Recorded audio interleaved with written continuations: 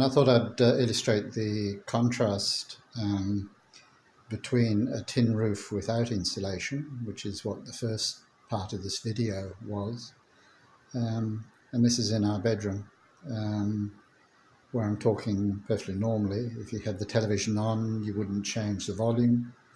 And for those people who just as a standard response to why do you have a steel roof or why don't you have a steel roof, oh, it's so noisy, that puts, or this video puts paid to that sort of blanket response. Because sure, the steel roofs are noisy if you don't have insulation, but if you have a properly insulated house, which you need to have anyway to cope with the heat, then inside it's certainly noisier than a tiled roof would be.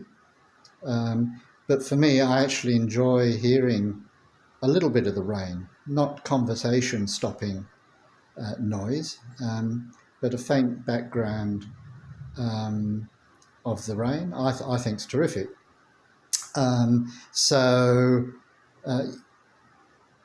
Yeah, the whole argument that you shouldn't have a steel roof because it's noisy is made by people who, I don't know, are just building rubbish houses.